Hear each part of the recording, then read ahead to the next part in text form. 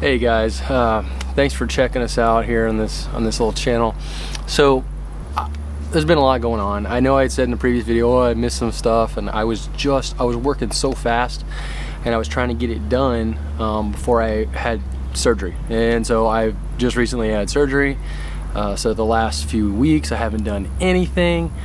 But up until that point, I was running and trying to get stuff wrapped up as best I could before I was down and out for a longer period of time. So I did make a lot of progress. Right now I want to show you those things and kind of give you some of the step-by-step that we did. And we've changed our floor plan out a little bit, and we've got cabinets and stuff, and let me just get to it and just show you. I think you'll appreciate it. My son somehow broke my deadbolt on the old keypad that was in here. Love them. So I had to replace this piece, which was not too big of a deal. RV stores have these things and it's pretty good to go.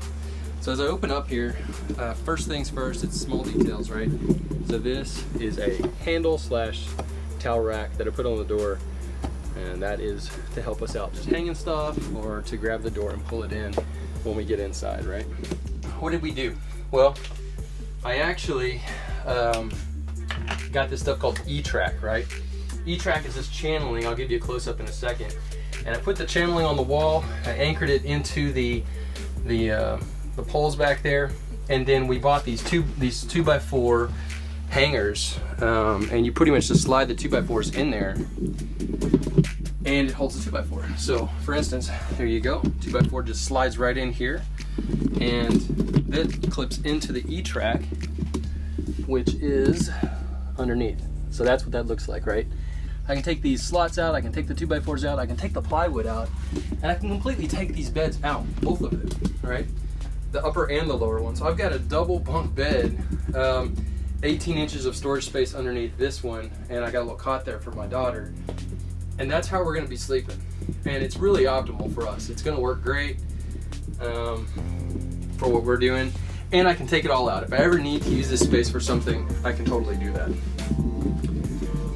Other additions that you're gonna notice right off, if you've been following us for a little bit, is that I finally got all the trim up, right? All the white trim is up. It's all good to go.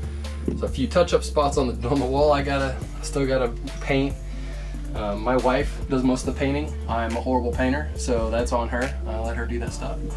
I finally got the trim around the vent up here, which works great. And that works really well for us. And then as I back up here, you'll notice the countertop and everything we're going with here. So, talk about this just a bit. That cabinet right there is a Lowe's special, man. You just go to Lowe's, you pay the money, you get the cabinet pre-built, right? It's perfect. It fits with the other stuff that they have, and it works really well. Put some little locking pieces on there so it's easier or hard to pull out, so when we're driving, hopefully it won't just fly out.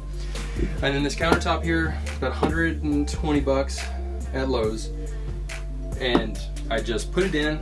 I pretty much made a foot here for it, like this 1x2, and then the 2x4 set here, and boom, I put it in, secured those to the wall, make sure everything was flush and good to go, and now we have our countertop and a little bit of cabinetry. I do have cabinets that I'm going to put up here, so I'm going to have cabinets from here on over, right? And then eventually this first program, oh, there's the cabinet right there actually, that's the cabinet I'm talking about. Eventually this whole front piece up here will be closet space and like a pseudo bathroom. I'm not planning at this point to put any water directly into the trailer, as far as like running water into the trailer, but you know, things might change one day. I haven't really decided. One of the other things that was brought up was, hey, if you're staying in your camper and you lock your back door because your back door falls down, how else are you gonna get out if something happens at your main door? Which, I mean, let's be honest, it's possible, right? So I had this idea. I got one of those gate latches, and I've installed it so that if I put it in the up position, it actually holds that door closed while it's unlocked on the outside. And if we need to get out, we could just pop that down, pull it out, and get out if we need it. All right, guys, this next part was a tricky one, and I'm not even sure I've done it right, just to be honest, but this is what we've got right now, and it works better than it did. I told you recently on the last one about the AC setup, right? Well, nothing's really changed with that inherently of what the AC is, but what I did do was built a cabinet that the AC sits in, and I put kind of a foam sealant around it, so the AC sits into that, and it fits in so snugly that it is actually, it actually seals up, right? Now the bottom of it right now, all I have is some duct tape to seal it up. It's kind of silly, but yeah, I have duct tape down there right now. I will eventually figure out a more permanent solution than duct tape. Duct tape's not a permanent solution for me, but for right now it works. And you might be asking yourself, okay, so why did you take a perfectly good portable AC and do this? Well, I learned something valuable, but it's late in the game. These portable units that have single hoses, especially when the compressor kicks on, it pulls air through any available source to push it through and cool the unit, right? And so the exhaust comes out of the hole that I showed you underneath in the previous video. Well, when he did that, you could hear the whole trailer crumpling in. The pressure would increase so much inside the trailer that it would actually pop my ears. So the solution for that was this box, right? So inside of here, I have everything sealed completely. I caulked it all with DAP, spray foamed everything else. It is completely sealed inside behind here. What I did, I actually drilled another 4-inch hole through the floor, and I drilled a 4-inch hole through the back of the trailer so that it has an intake. So now this AC unit pulls in through those 2 holes, and it goes to the condenser and it cools the condenser and it spits out cold air. But in doing that, it doesn't pull air through all the crevices of the trailer itself. And that increases the cooling ability, and it doesn't pressurize the trailer anymore, which is fantastic.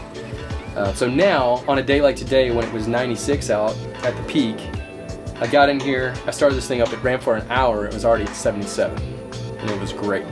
So it works really good in that sense. I had to do some modifying though. Before, it would, if it was like 96, it might get down to maybe 82, 83 or something in an hour. So it's much more effective than it was. Pretty much the setup of the trailer. I do not have any solar power. I don't really have much DC. The only DC I have is based off of what the trailer had when I got it, which is that little bitty light right here, and that's about it. So lighting is another factor, right? Looked at some options, and I really, I do have a little bitty generator, but I really decided to go with Coleman One Source as my option for lighting right now. And to show you what that is, well, I only bought one right now, but I'm gonna buy more eventually later. But right now, I'm working with this little lantern, right? And this little guy is 600 lumens. It's part of the Coleman One Source setup, and it has a battery in it. If I can get it to pop out, there it goes, battery, right? And it just inserts right in there, and it charges. It's a lithium-ion battery. What is kind of cool about it is that it actually has an indicator showing you where you're at on your charging status. And then it has one port that is USB-C to charge it on there. And then it can actually charge other devices on the USB output on the other side of the battery by itself.